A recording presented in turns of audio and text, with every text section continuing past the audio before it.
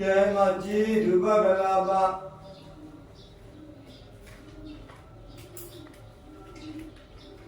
Tataga Galad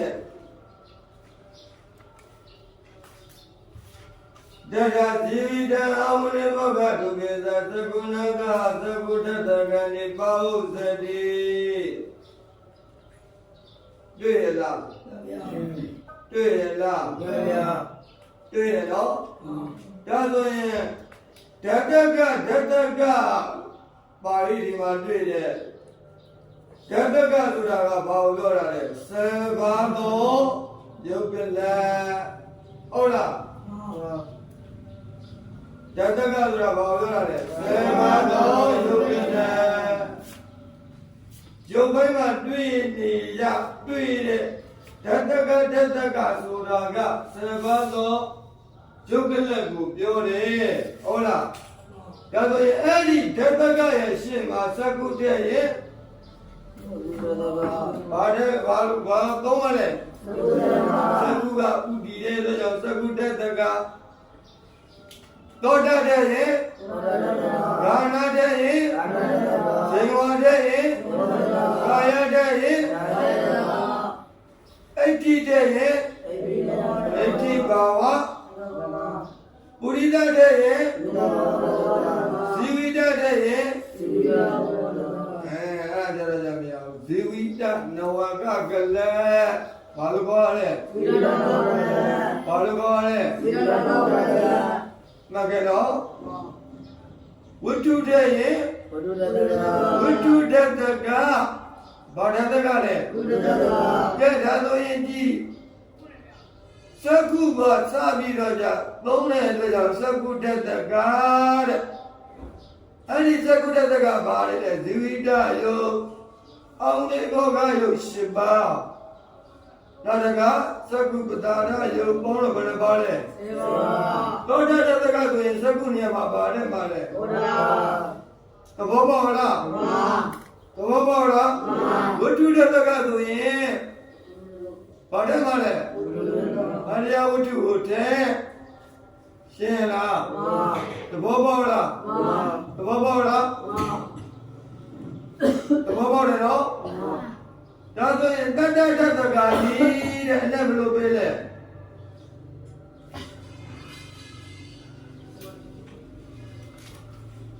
That's the guy, never will be there. Quanabago. Jagado di obebla. Tado e Quanabago Dataga. Any Quanabago Dataga, Palide, Sakutaga, Odadaga, Kanadaga, Dewadadaga, Ayadaga, Idigawadadaga, Bombawa Dataga, Shela, Tado e Dataga, Nile, Quanabago Dataga, Lubime. Young Nina Jalaga, do Banabaway about it. Such a what about it? Saku Banada, Goda Banada, Gana Banada, Deva Banada, Gaya Banada. Blood like it. Such a Banamago, no? Whenever you like it. Mava Eddie Bawa, Bombawa, whenever you like it. Wutu Dataga What about it? Shiba Zivida yo What about you like that? Only Bogayo Bongayo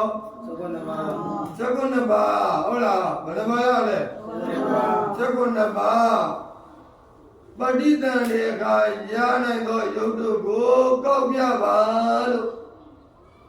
Mina again, but about Male. So, Kama Buna, Felida Lega, Yana Goyo, Duga. So, Kama Buna, Felida Lega, Yana Goyo,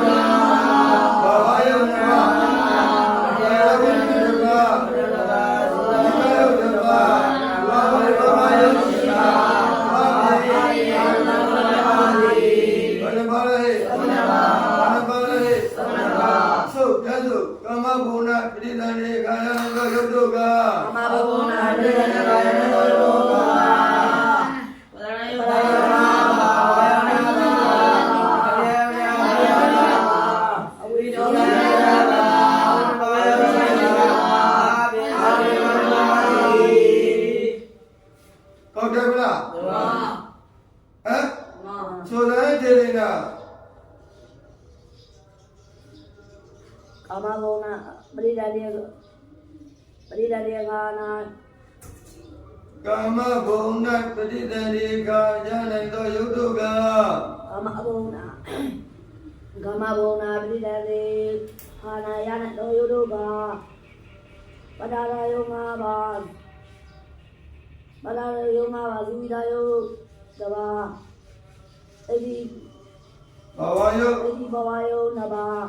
အဲ့ဒီဘာဝယုတ်နဘာဘာဝယုတ်နဘာ ဘဝယုနဘာ အရိယဝတ္ထု အရိယဝတ္ထုတဘာ နောက် အဝိနိဘောက အောနိဘောဂယုတ် အဝိနိဘောကယုရှိပါ အဖြင့် အာဘိသကုဏဘာပြပါလီ သင်္ကသာရကက သင်္ဃာကရကက ပဋိသန္ဓေယမနာ ပရိယံလေးယံ ပဋိသန္ဓေယမနာ ပရိယံလေးယံဘာနာပရိယံလေးယံဘာနာ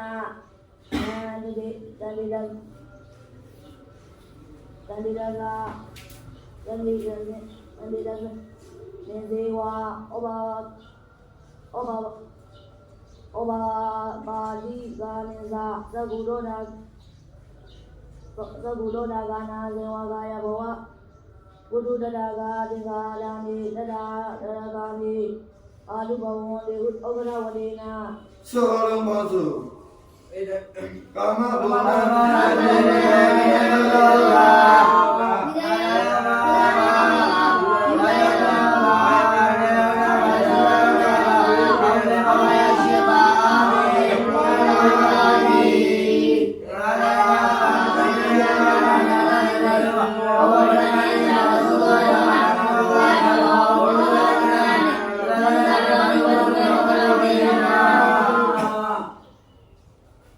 နောက်ဒီပိုင်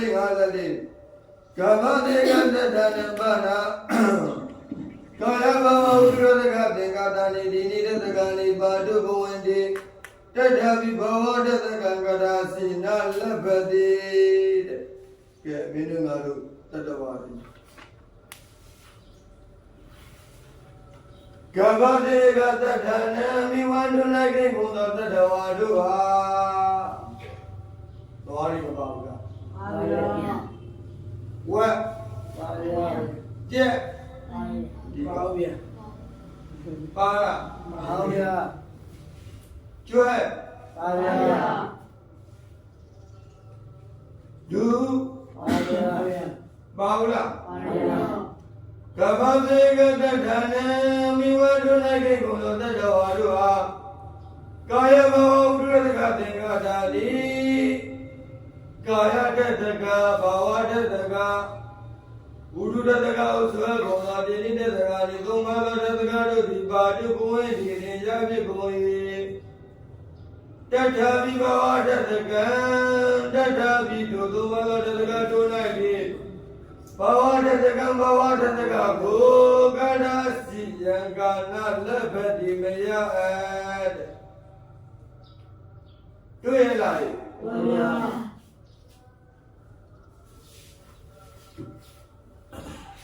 ကရာစီဆိုတဲ့တကားရက်တွေကမင်းတို့ယောက်ျားမိန်းမအကြီးအမဖွဲ့ပေးလိုက်တာဗျ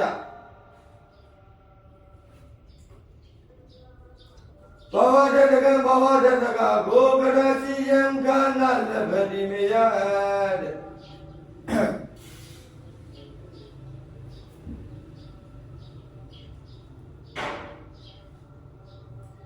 အကြီးဆိုရင်ဘာဝချို့ပါလဲ အဲ့ဒီ အဲ့ဒီဘာချို့မှာဟုတ်လား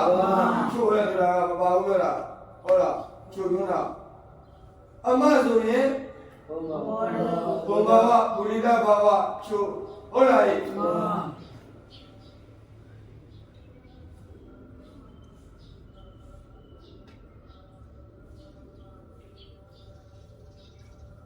ဒါဆိုရင်တို့ရုပ်ဘယ်နှပါရမယ်လဲဒီ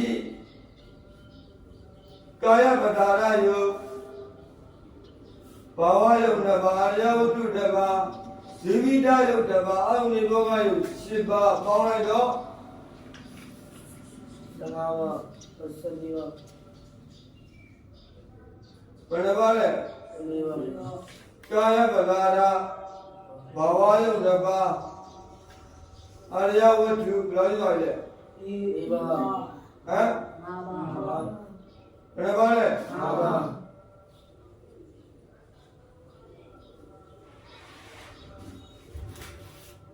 ကာယပဂါရပြော တရားရပါ ဘယ်နှပါလဲ iba ဇီဝိတယုတ်အာယုန်ဘောကယုတ် siapa ပေါင်းလိုက်တော့ leva sedang ဘယ်နှပါလဲ ဆိုကာမဘုံ၌အမိဝမ်း၌ကိန်းကုန်သောသတ္တဝါတို့၌ရနိုင်သောယုတ်တုက ကာယပဒါဒ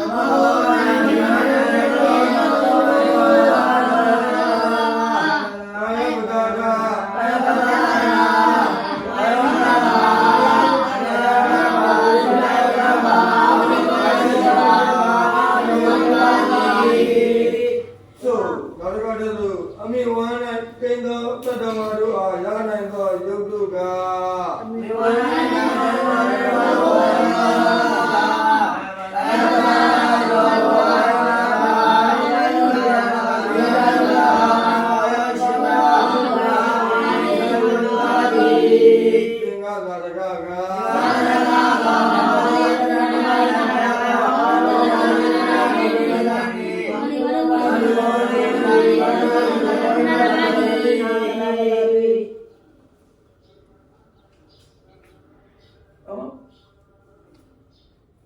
ဆိုဘာလို့လဲဆို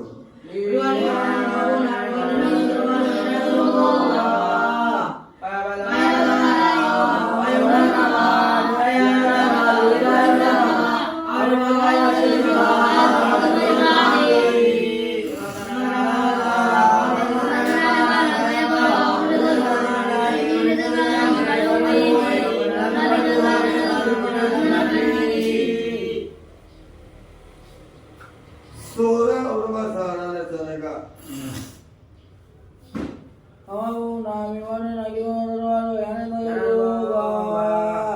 Kaya pada ကာယပဒါရယုတ်ကလေးတော်တယ်ဟုတ်ပါ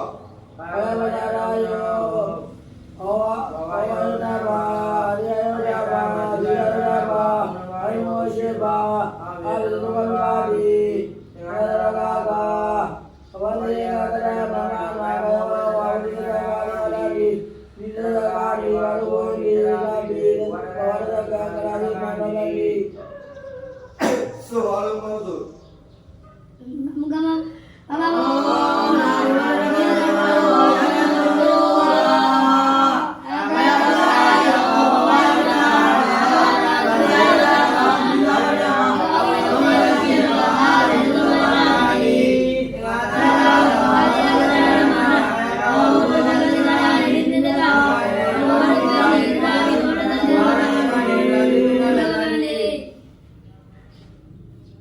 ခွေး၌ရာသောယုတ်ကျက်၌ရာသောယုတ်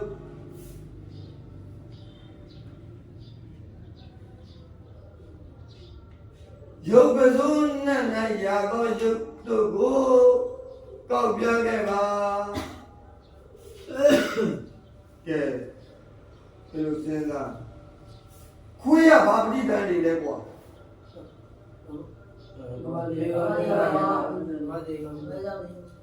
ဘာပရိသတ်တွေလဲအဲ့ကဲရုပ်ကနဲ့ဘာရမလဲဘယ်ဘာရမလဲရှက်ဘာပရိသတ်တွေလဲတန်တေတာဥနိုင်ပြတာမဟုတ်လားဟမ်ဥနိုင်ပြတာမင်းတို့ကတော့ဘာလဲပြတာဟုတ်လို့လားဥနိုင်ပြတာမဟုတ်လား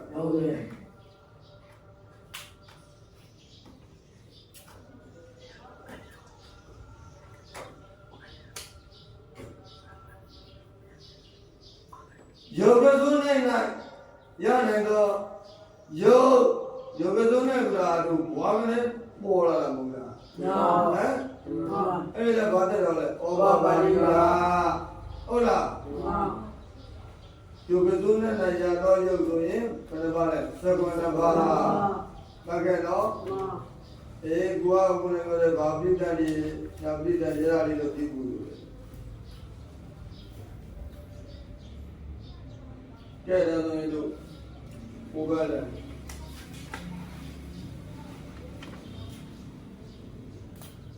ဝန္တိတဝိသာဒုပိတုဒီယုတ်လေးပါလို့သုသာပြေပုံကတော့ဒါကတော့ယုတ်သိဝင်စားမှုတော့ကောင်းပါတယ်ပြောရင်တော့သို့ပေမဲ့အဲ့တော့ဒီဘယ်လိုဘူးလို့ဖြစ်တယ်သူကပြောနေဒီအညာကောက်တွေကိုတော့မှပြောကြပြောတော့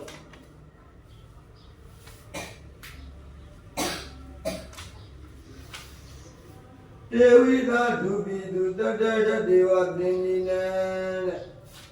တဲ့ပြည့်လိုက်ပါမယ်ဒုပိတု ဒုပိတုဝန္တနာယေဘောဝတ္တဟောတေဝိသာဒေဝဘောတေဝိတောနေနောက်တစ်ခါ တေဝိသာဒုပိဝန္တနာယေဘောဝတ္တဟောတေဝိသာဒေဝဘောတေဝိတောနေ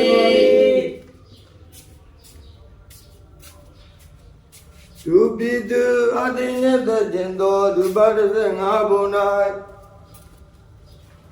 ဒေဝိတ23ငါးပါးယုတ်တို့သည်ဝန္တိဖြစ်ကုန်၏ကဲယောဂ28ပါးရှိတာကိုလူတို့ဒီမှာအတိညတကျင်တဲ့ဒုပါဒသ5ဘုံမှာရတဲ့ယုတ်ဒုပါဒသ5ဘုံမှာရတဲ့ယုတ်ကဘယ်နှပါးလဲလက်ဘုံမှာဒါဆိုရင်မရတဲ့ယုတ်ကိုတို့ရှာရအောင်ရတဲ့ယုတ်က23ပါးကများတယ်ယုတ်ရှိတာဘယ်လောက်ရှိတာလဲ28ပါးရတာဘယ်နှပါးလဲမရတာကဘယ်နှပါးလဲ5ပါးဘယ်နှပါးလဲ5ပါးဒါဆိုရင်မရတာကိုတို့ကြည့်ရအောင်ဒုပါဘုံနဲ့ယုတ်ဖြစ်စဉ်တဲ့တွေ့လားဒုပါလာကိပါဒကာနသေဝကာယဘာဝတသကနိစေဝရတကလပါဏိသနာလဗ္ဗန္တိတွေ့လားဒုပါဘုံနဲ့မရသောယုတ်ကကာနပဒါရာဇေဝပဒါရာကာယပဒါရာဘယ်လိုယူလိုက်လဲ3ပါးအဋ္ဌိဘာဝဘုံဘာဝဘယ်နှပါးယူလိုက်လဲ5ပါးအာဟာရသကလပါဏိဇာအာဟာရယုတ်ဘယ်နှပါးလဲဘယ်နှပါးလဲ6ပါးဘယ်နှပါးလဲကဲများတော့များနေသေးတယ်ဗျာ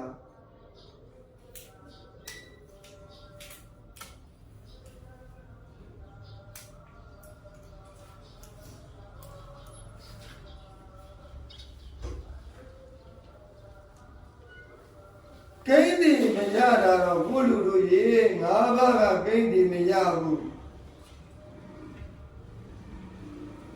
အာရဇာကကလန့်နေတယ်တော့မရပြီပဲလေသူတို့မှာက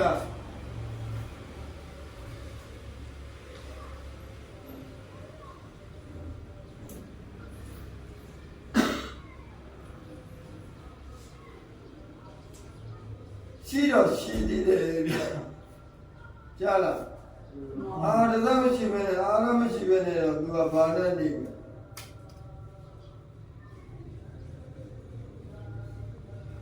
ဒုပဘုံမှာတော့ကိုလူတို့ယောက်ျားမိန်းမမရှိဘူးတွေ့လားဘာဝတ္တကဏိစေဝတွေ့လားယောက်ျားမိန်းမရှိရလားမရှိဘူးဗျာနောက်တစ်ခါအနည်းနဲ့ရမလား အရာကခံလို့ရမလားဘာလို့မရတာလဲဇိမ်ဝါ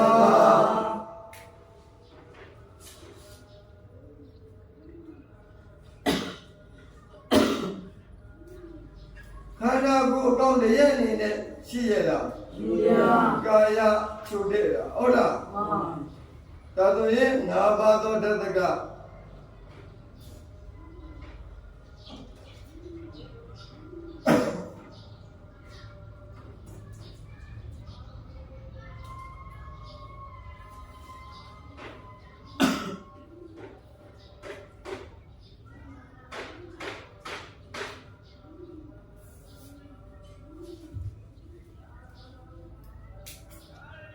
ပရိသန္တေကာလေပရိသန္တေကာနသကုသောတာဝတ္ထုဝတေနာဒီနိတသကာနိသာဇိဝိဒနဝကိသာဇိဝိဒနဝကကလသကောသတ္တရာလေးပါးကုန်သောကလဘာဒုပကလဘာတို့ဒီကမသမုဒ္ဒနာကလဘာကံတယေပိကြောင့်ရှိသောကံကြောင့်ဖြစ်သောယုတ်တုပိကုန်၏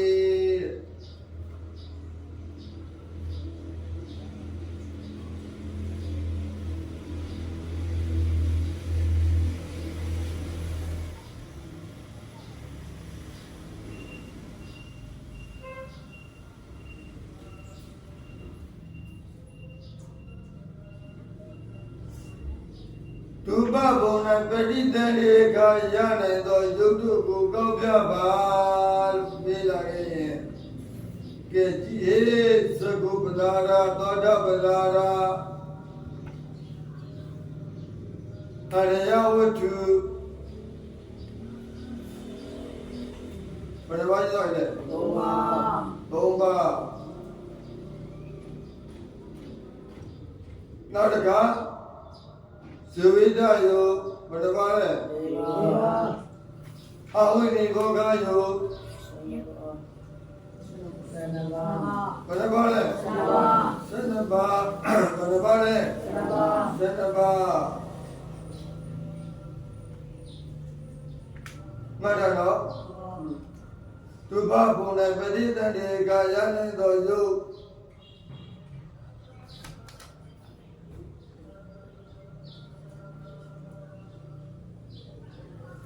ရမနော်ကလည်းအနေနဲ့ကြတော့ကုလူတို့ဘယ်နှပါလဲ၄ပါးဘယ်နှပါလဲ၄ပါးသကုတတကသောတာတတကကာဏတတကဇေဝကာဏတတကsorry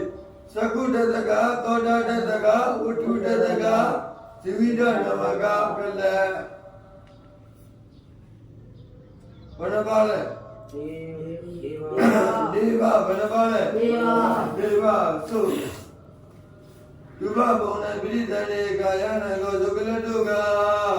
ဘဝဝတ္တနာရတနာသုရတဘုရတာဒီရဏဝကကလအာရေအဘုဒ္ဓဝတိပါတိဘယ်နှပါလဲဒီပါနောက်တစ်ခေါက်တည်းဆိုဘဝ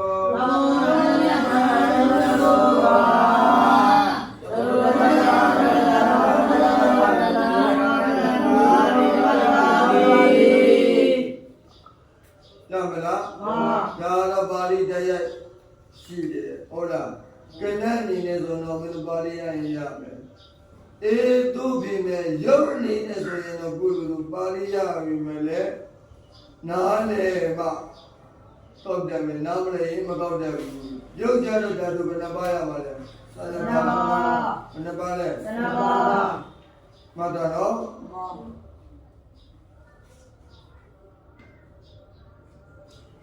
ဘဝတိယံ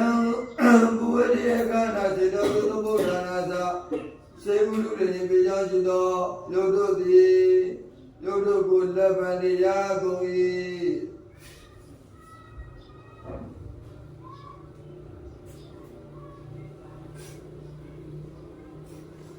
ကဲသသောအာတိယတတနာဘဒသကုသောနဥဒ္ဒတပိနာလပန္တိ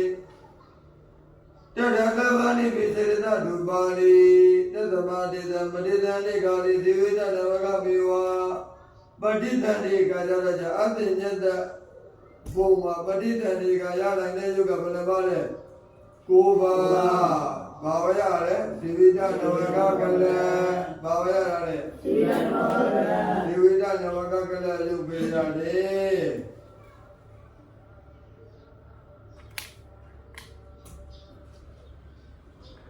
မှန်တယ်နော်ကဲအဲ့ဒီမှာမင်းတို့မေးလို့ရတာကအောက်ကဂါရစုကာရဝိကာရသရဓမ္မရဏေသောပပတိယနာလဗန္တိပဝတ္တိတုနာဂိစိပိနာလဗန္တိ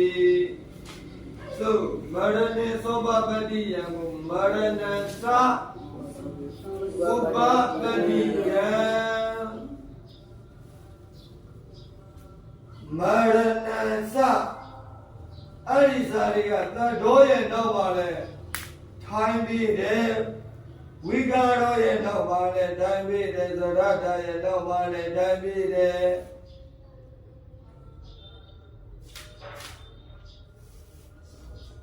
ကဲပြေးလိုက်ဗျာဥပပတ္တိယံဘာကားလဲ ဝါပရိသေ ဆိုဥပပတ္တိယံပရိသေယံ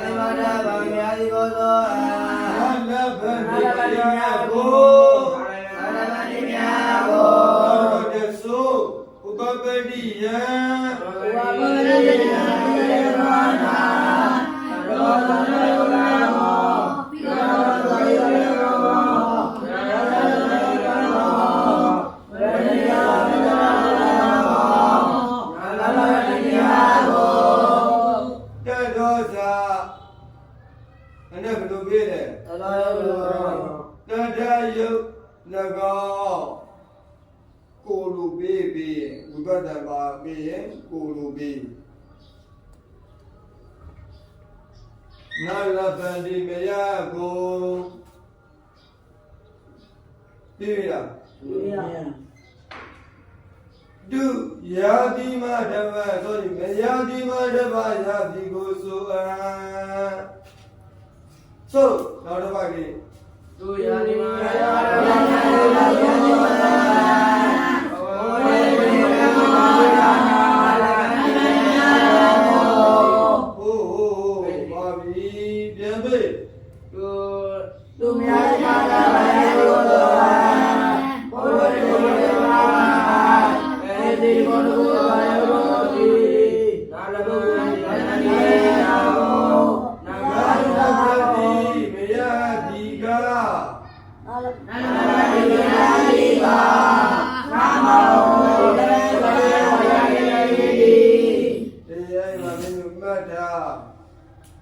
လူကစာကြတန်းကြီးလေးပြည့်ကြတယ်သဘောမပေါက်ရင်မရဘူး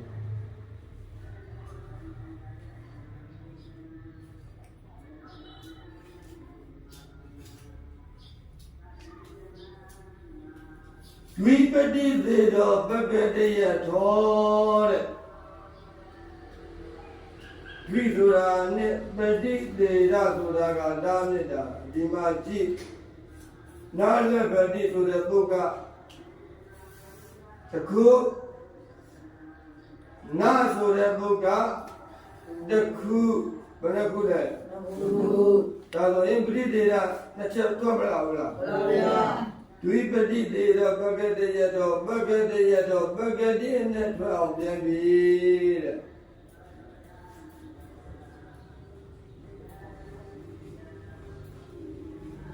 ပကတိနဲ့ထွက်အောင်ပြန်ပြီဆိုတာပကတိနဲ့ကဘာလဲ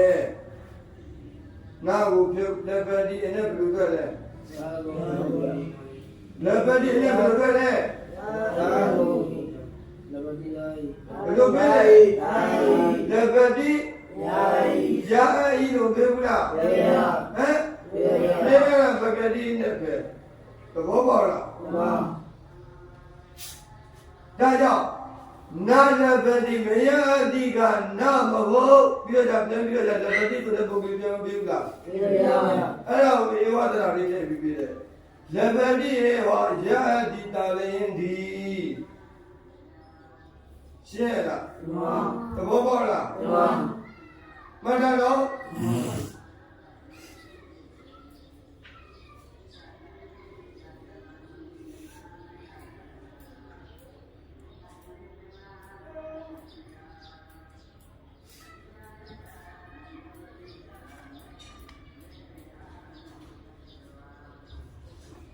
ဒွိပတိသေးတော့ပပြတိယထောနာလပတိသူရာတဘုတ်နာကတဘုတ်ပတိသေးတဲ့ဘုတ်ဘယ်လိုပေါ့လဲဘယ်လိုပေါ့လဲအဲ့လိုနှစ်ဘုတ်ပြလာပြီတဲ့ဆိုရင်ပကတိရဲ့နဲ့ပြန်ပြီးတဲ့ပကတိနဲ့ကဘာလဲလဲလပတိအဲ့တော့じゃဘာလေးတွေပြောလဲလပတိဧဝယတိတာရေတိသဘောပေါက်လားသဘောကျလား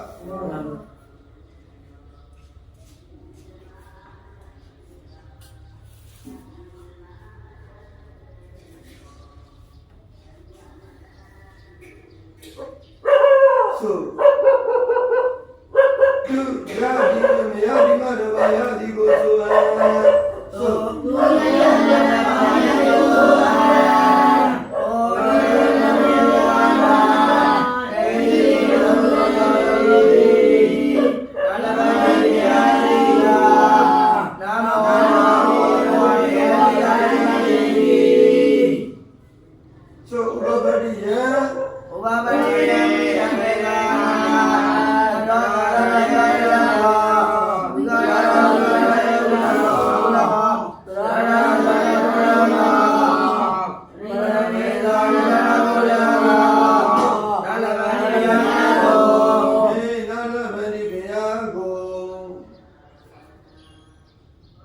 ပဋိသန္ဓေကမရသောယုတ်တုကိုကောက်ပြပါဘယ်ပဋိသန္ဓေညာပဋိသန္ဓေရလို့ပါသေးလားပါပါဗျာမပါဘူးဟုတ်လားဒီဝဲမေးရတဲ့တာမန်ပဲပဋိသန္ဓေကမရသောယုတ်တုကိုကောက်ပြပါ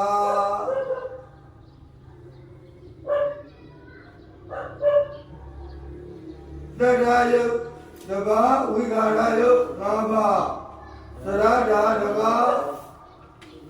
အနိစ္စတာတဘာဘယ်နှပါလဲ၈ပါးဟုတ်လားဆိုပရိသန္ဓေကမရသောယုတ်တုကပရိသန္ဓေကမရသောယုတ်တုကအရာယုတ်တိုင်းပါဘုရားယုတ်ပါပါအရာယုတ်တိုင်းပါဘုရားပါပါအာဝိပါဒပါတိနောက်တစ်ခါပရိသန္ဓေကမရသောယုတ်တု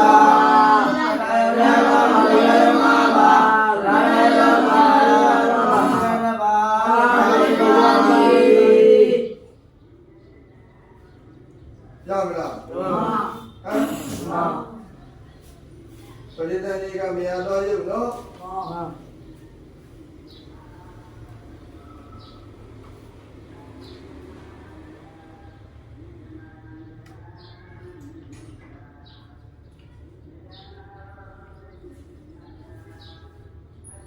ကဲမနေ့ပြန်လာကြတာမင်းတို့ကနိဗ္ဗာန်ဘာနာလကုတ္တရသင်္ဃာရသတုမကညာနေနသိတိကရဗံမဂဗလနာမောရမနာဘုဒေဝနာသင်္ဃာရယတနာနိခန္တတနိဗ္ဗာန်နိပါဝသတိ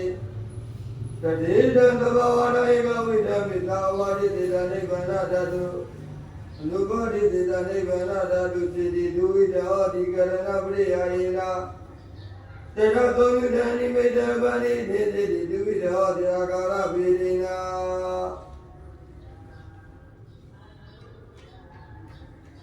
အဲ့ဒါလေးရဲ့နောက်ကလေခုကောင်းပြီဘာပဋိညင်ဘဝသမုတိဘပဋိညင်ကာထာရဲ့လက်ကနဲ့ဟုတ်လားနိဗ္ဗာန်တော့ပါဠိဝိတ္တကဲတော့ကာထာရီတော့ ပရမိစုဒမိစန္ဒအသင်္ကတမနုဒရနိဗ္ဗာန်မိတိကာသနိဗ္ဗာန်ဘုဒ္ဓမေတယော